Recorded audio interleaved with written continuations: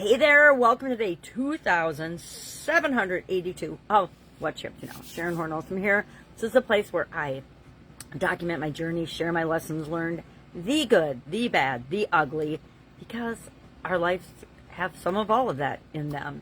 Mine is no exception. Well, today and all this month, we're talking about spiritual health, spiritual well-being in our life, in the Be a Better You annual challenge, as well as in our Supersize Your Business group. Why? Because as much as no one talks about it or thinks about it, except for, I'd say, kingdom-based businesses and those that actually share their spiritual focus and orientation, the vast majority of businesses don't even think about it, much less talk about it, mention it, or use it as to their competitive advantage in their business. And it is definitely a competitive advantage because so many businesses aren't even considering that they are spiritual entities, as are all of the people that make up the business.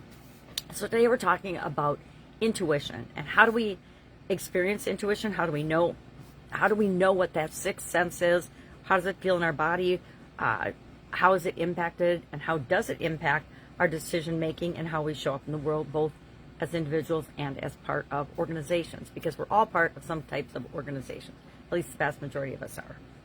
So we talked about ways to tap into and increase your awareness of your intuition, because we all have it, whether we believe it or not. We know when we meet somebody that just feels off to us, even as children. I mean, we're born with this sixth sense, and it's whether we use it or not and pay attention to it that will develop it and have it be stronger in our lives. Like I have had some really bad both personal and business experiences as a result of not listening to my gut and my intuition. Made some bad choices and bad decisions.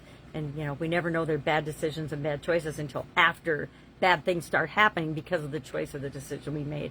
But we all do them, and that's how we learn what works for us and what doesn't. And by intuition, I mean what's for you and what's not for you. What's for me and what's not for me, only I can determine what that is and learn what that is. And that's part of our journey on the planet.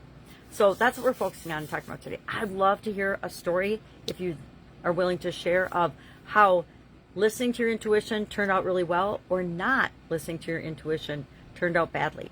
I have lots of those badly stories. So if anybody wants to hear those, hit me up and ask. Otherwise, I'm not going to share them, because my dad taught me when you do something stupid, don't tell everybody.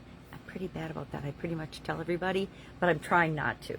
All right, if I can help in any way, let me know. Otherwise, go out and make it an amazing day, and I will, of course, be with you here tomorrow.